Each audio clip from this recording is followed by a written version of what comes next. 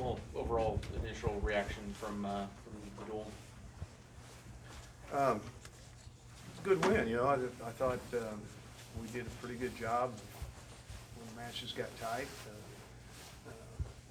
finding ways to win. I thought we wrestled a little tight in some of our matches, and then it kind of showed a little bit, when when things maybe didn't go like we wanted. I thought maybe we tightened up a little bit and didn't respond. But overall, I think in Bedlam, I always say, you always expect the unexpected, and hopefully that goes your way. And I think for the most part, it did go our way, so wasn't our best duel, but I kind of like the scenarios that played out throughout the match. I think it's going to benefit us more than anything. But good win. I'd say 57 was a good match for us to separate the score in the third. 74 a little bit. I like that Joe was in on a double leg with the lead late in the match. He just didn't feel the row through. He needed to release his double leg and take the points. But you don't very often. That's what you want to see. You want to see people with leads and trying to extend them. In the long run, that's going to benefit you. And maybe every now and then you make a mistake. But for him, I thought it was a good effort and good match, and he was in position to separate the score and didn't react properly. One of those learning matches would that be for Dakota, giving up 2 takedowns in the third period to lose it and ultimately just lose by 1. Yeah. Just again, maybe with Dakota, just focusing on, wrestling a little bit more relaxed. I just think that he's kind of balled up a little bit out there, and he's not focusing on. He's focusing more on the outcome than he is just performing a little bit.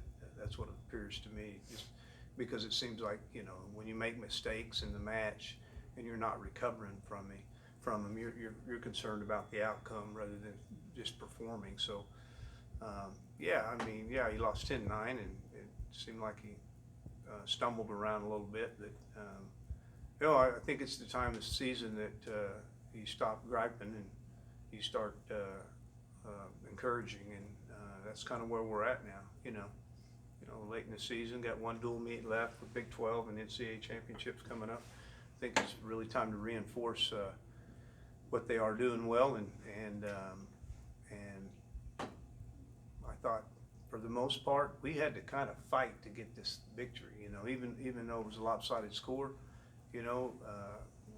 Nick's pin, where it didn't look good, it seemed like something was off, and all of a sudden, he's in a cradle and he's pinning him, and he held the cradle to get the pin. So, those are good things, and those are things that we can go forward with.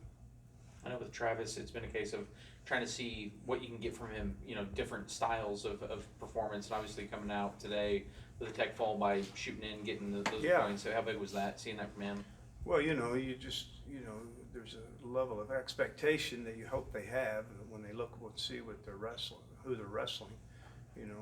This is a kid they brought in late, hadn't had a real good record, and we don't need to tell you what we hope to see you do, So it's just good to see him go out and perform, push the limit and get the extra takedowns, and picked up a set of back points, just a lot of points on the board, and that's what we were hoping for, and that's what he gave us. What did you think of Reeses' performance? Obviously got in some trouble early, but was able to fight back. Yeah, don't get up and go get a Coke, because you may miss something with that kid. A couple of them you can go get a Coke and probably a candy bar, a little bit, a couple matches going 0-0 in the first.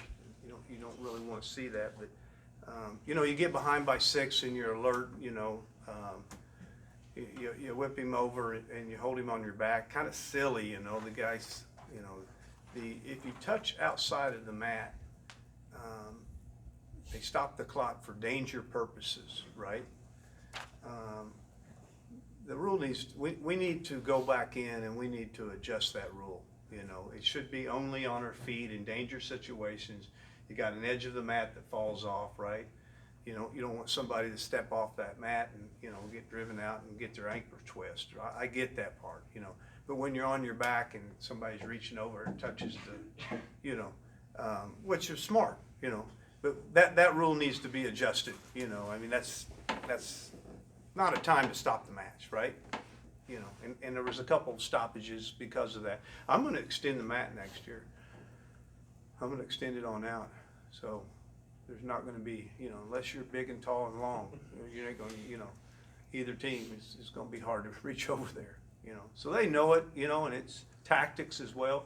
So we probably need to take some of those tactics away and maybe adjust it to what scenarios should exist when we blow the whistle when somebody steps off that mat. Speaking of matches that you could have gone to concessions for a while, Anthony, talk about though him, you know, fighting through until that third period. I know you want to see more scoring from him early, but to come away with a 4-0 win in a very highly contested match. You know, again, I thought we wrestled a little tight at that weight. I thought we wrestled tight at 97. I thought we wrestled a little tight at 25. I thought we wrestled tight for a period and a half at 49, you know. So Bedlam sometimes, it's just a different match that you hope that, you know, everybody's gung-ho and ready to go, you know, score points and expect the unexpected. And if it happens, something negative happens in my match, being able to quickly recover. I don't think we got all that today, but I think that the experience and for them to recognize, you know, man, if I do this down the road, it's not going to be good, you know. So just kind of reinforces, you know, where you got to go and what you got to do. You got bonus points at heavyweight. When you talk about expect the unexpected, was that something you thought could happen today? Yeah. No, excuse me. No, you know, and I looked at, you know, maybe using someone different than Harris, but when I really felt like we needed to win, where we were losing 2 of the first 3 matches, I went with him. You know, I was hoping that we might be 3-0 after the first 3 matches, and you maybe got to see someone different. But just for confidence, for my confidence, I felt like the guy we needed to go with was Harris, you know, and it was an important win. It was really nice to see him get a major, you know. I think it shows that, you know, he's fighting for the job, you know. He wants to wrestle in Big 12 and he wants to be the man, so, you know, it's a good effort on his part. Usually he's wrestling a lot bigger guys, but today it looked like he might have been actually the bigger wrestler. Do you think that might have helped him a little bit? Well, you know, he's 218 pounds. I think he had got excited to see somebody that might be 5 pounds bigger than him or 10, you know. He probably 230, I think the kid weighed in at.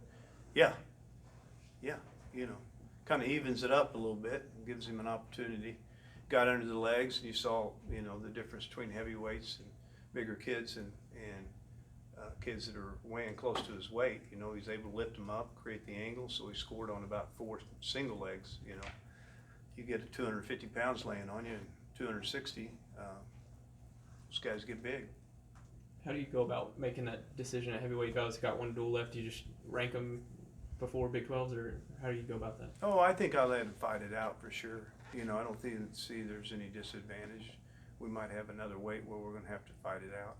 I think it does them both, you know, everybody good. The guy that comes out of it, it gives them opportunity to get some more matches under belt, under stress and things like that. So, yeah, no, it's not over. People deserve opportunities, and especially at that weight. Point deductions after 184, does that have to do with, you know, that more intense Bedlam rivalry in that environment? Say that once again.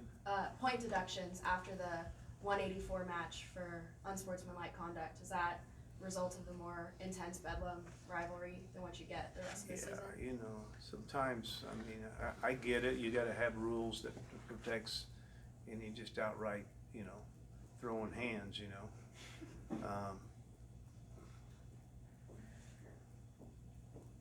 the right call was made. We taunted him a little bit following his win, you know, and he retaliated from it, and it ended up costing both teams a point, you know.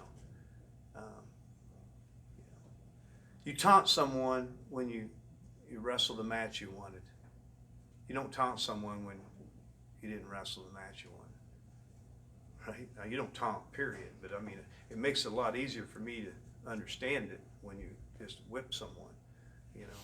So we wasn't expecting a 4-0 close match at that weight. So, you know, get up, shake hands, and, you know, go run some sprints or something. You know, you don't need to be taunting anyone. Anything else for Coach? Where do things stand with Caden Belzer right now? Not to take anything away. G-Feller? Yeah, not to Out take for anything. the season. He is, okay. Yeah, needs surgery. You say knee surgery? Mhm. Yeah, so, you know, just not in a good position. Thank you.